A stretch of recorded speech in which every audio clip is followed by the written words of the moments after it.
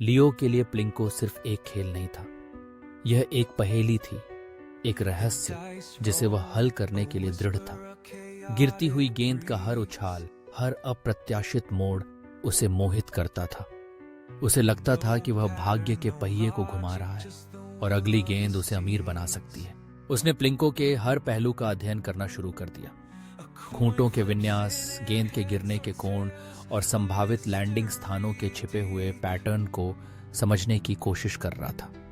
वह आश्वस्त था कि अगर वह पर्याप्त डेटा एकत्र कर सकता है तो वह खेल के यादृच्छिक पैटर्न में एक छिपे हुए क्रम को देख सकता है, एक ऐसा तरीका जिससे वह भाग्य को अपने पक्ष में झुका सके। उसने विभिन्न सट्टेबाजी रणनीतियों के साथ प्रयोग किया, विभिन्न जोखिम स्तरों को लक्षित किया और जोखिम और इनाम के बीच संतुलन खोजने की कोशिश की।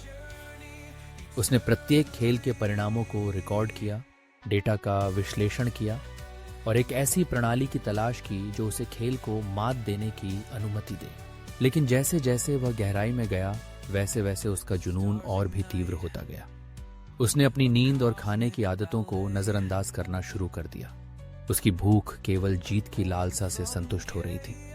उसने अपने अपार्टमेंट को छोड़ना बंद कर दिया। उसकी दुनिया उसके लैपटॉप स्क्रीन और प्लिंको के डिजिटल क्षेत्र की सीमाओं तक सीमित हो गई। उसने अपने दोस्तों और परिवार से खुद को दूर करना शुरू कर दिया। अपनी जुए की लत को छिपाने के लिए झूठ बोल रहा था और बहाने बना रहा था।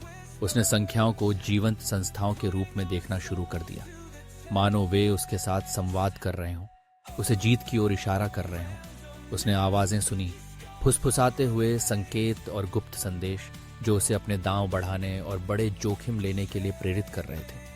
वह भ्रम और व्यामोह की दुनिया में फिसल रहा था, जहां वास्तविकता और कल्पना के बीच की रेखाएं धुंधली हो गई थीं।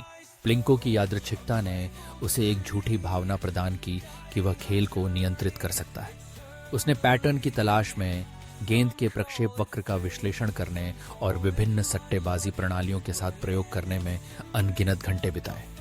वह आश्वस्त था कि वह एक रहस्य को उजागर करने के कगार पर था, एक ऐसा तरीका जिससे वह भाग्य को अपने पक्ष में झुका सके।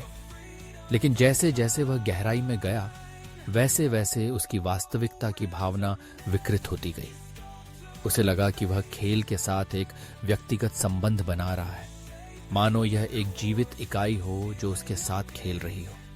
वह भ्रम और व्यामोह की दुनिया में फिसल रहा था, जहां वास्तविकता और कल्पना के बीच की रेखाएं धुंधली हो गई थीं। उसका जुनून एक लत में बदल गया था, एक ऐसी लत जो उसके जीवन के हर पहलू को नियंत्रित कर रही थी। वह एक कठपुतली बन गया था, एल्गोरिदम के अदृश्य तारों द्वारा खींचा जा रहा था, जो उसे विनाश के अपरिहार्य मार्ग पर ले जा रहा था। प्लिंको अब सिर्फ एक खेल नहीं था, यह उसका देवता, उसका जुनून, उसका विनाश था। वह अपने ही जुनून के जाल में फंस गया था और वह जानता था कि वह जल्द ही सब कुछ खो देगा। लियो के लिए प्लिंको का सम्मोहन एक अंधेरे जुनून में बदल गया था। वह अपनी वास्तविकता की भावना खो रहा था और उसका जीवन केवल जीत की लालसा से प्रेरित था। हर गेंद का गिरना एक जुआ था, एक ऐसा जुआ जो उसे या तो अपार धन या पूर्ण विनाश की ओर ले जा सकता था। वह एक ऐसी दुनिया में फंस गया था जहां एल्गोरिदम और भाग्य के बीच की रेखाएं धुंधली हो गई थीं और वह जानता था कि वह अपने ही जुनून का शिकार बन रहा था।